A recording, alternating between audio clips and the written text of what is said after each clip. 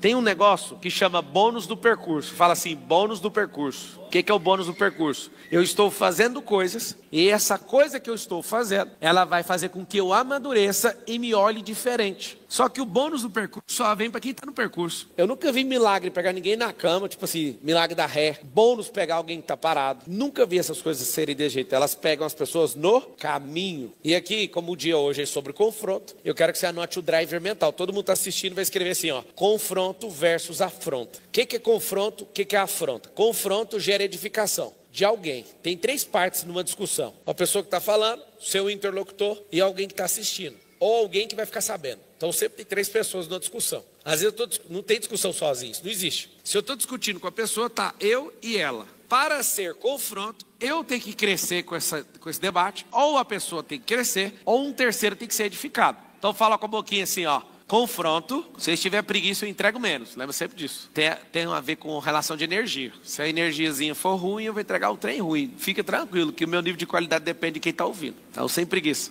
Fala assim, ó, confronto gera edificação.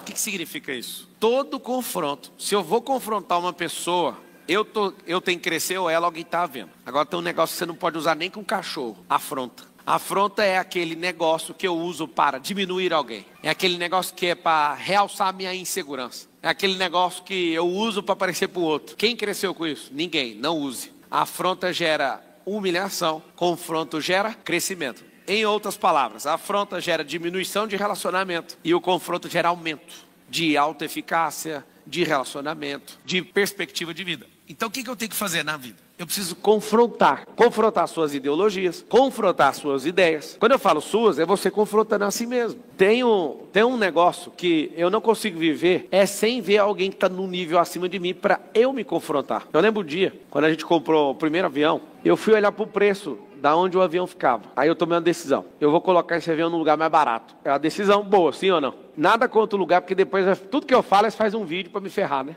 Eu estou falando um lugar para guardar o avião, para ele dormir, hangar, que é o galpão onde ele fica. Eu não vou falar o nome do lugar, porque depois o povo me enche o saco lá. Porque hoje eu tenho outro avião lá, porque eu prefiro... A gente está com 5 aeronaves, eu gosto de deixar cada uma no lugar por causa de estratégia. Precisa sair, eu estou num lugar, tem uma aeronave lá, é melhor para mim. Mas no dia que eu fui tomar a decisão, eu olhei só para o preço. Pensei, eu quero que essa aeronave fique lá no interior de São Paulo, que é mais barato. O que aconteceu? Era muito mais barato. Eu fui lá a primeira vez para olhar, e aquilo não me confrontava, porque no lugar onde eu estava deixando o avião, meu avião era o melhor avião do galpão, do hangar. Aí eu ficava normal, não tinha sentimento nenhum. Aí um dia eu pousei num lugar chamado Catarina, São Paulo, Catarina, o único terreno aqui em São Paulo que parece Estados Unidos. Quando eu pousei lá, eu já olhei e falei, isso aqui parece Estados Unidos, só que o preço é completamente diferente.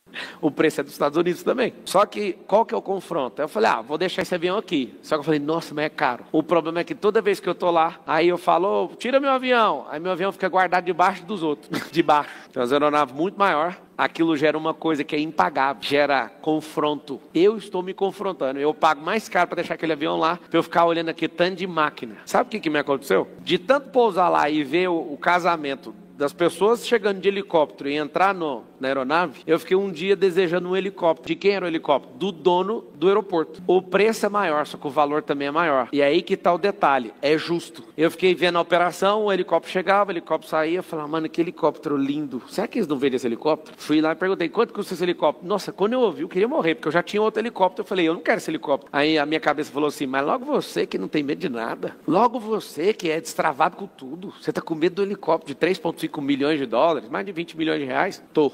Aí aquele me deu um negócio. Eu vim pra cá pra ser confrontado. Fui lá, fiz a oferta, comprei o helicóptero do dono do aeroporto. Sabe o que acontece? Não é sobre comprar ou vender. É sobre entender preço e valor, que é outro código. Anota aí. Preço e valor. Esse exemplo pode ser longe da sua realidade hoje, mas amanhã não vai ser, não. Mas, eu não quero helicóptero. Eu também não queria nada disso. Queria Ferrari, queria Rolex, queria nada. Não queria morar em casa de milhões. Nunca quis isso. Isso pra mim é coisa de bobo. Quem tá falando? O Pablo de 18 anos de idade. Hoje é normal? Aqui tá o detalhe. Não é sobre o tanto de dinheiro que você vai ter, é o tanto de dinheiro que você suporta. E para suportar dinheiro tem que ser com a mente. E o confronto é sobre alargar uma mente. Tem gente pondo alargador de orelha, tem gente que põe alargador em tudo. Você tem que colocar um alargador no cérebro. Como é que faz para ter um alargador no cérebro? Com crenças. Instalando crenças, testando crenças, validando crenças. Ou reprovando as crenças. Quando eu decidi colocar esse avião nesse lugar, apesar de estar muito longe da realidade de quem está me assistindo, eu só quero que você entenda. Você acha isso? Eu não acho a seu respeito. Eu acho que está completamente perto da sua realidade. Explicar por quê. Porque se a sua mente estiver pronta para prosperar, esse é seu fim. Se você não parar de prosperar, é aí que você vai ficar. Só que tem gente que tem tanto medo e tanta escassez que ele ouve sobre riqueza e ele tem medo só de ouvir. Eu falo, ó, tá vendo esse carro aqui? Aí o cara, que carro? Por exemplo, a McLaren.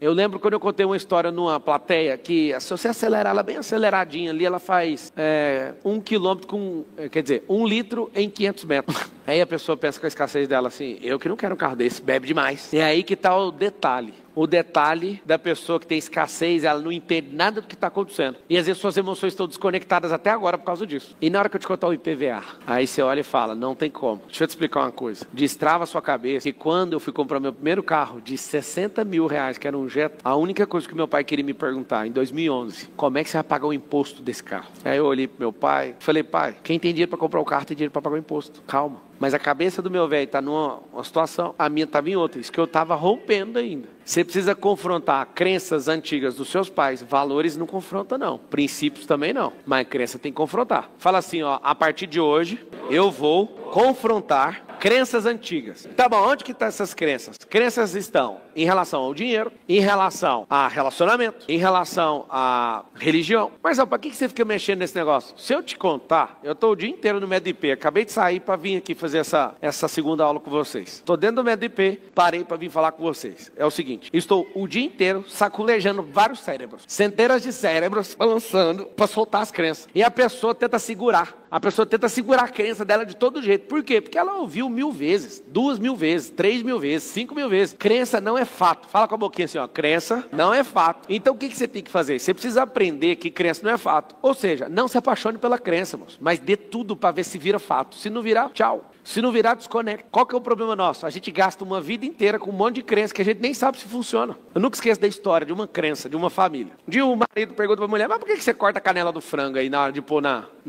no tabuleiro aí, na forma? Ah, não sei, minha mãe fazia isso. Aí ele indignado liga pra mãe, mas, ô sogra, por que você faz isso? Também não sei, minha mãe que fazia. Ainda bem que a vozinha estava viva. Vozinha, por que você fazia? É porque quando a gente tinha aqueles fornos Lair menorzinho, não cabia o frango. E nós vai lá e corta o frango por causa disso. Tá bom? Tá bom. Eu vejo o outro cortando frango, não importa, não pergunto, continuo cortando frango. Os fornos vai crescendo e o frango continua cortando.